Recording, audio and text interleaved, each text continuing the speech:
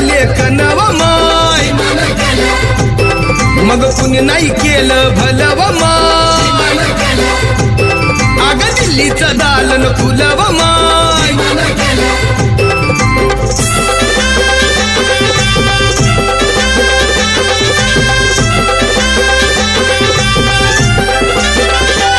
तुमच्या पोरानं शाळेत शिकावं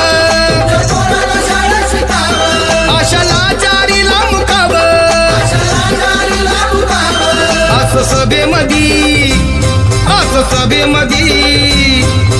सभेमधी भाषण व माय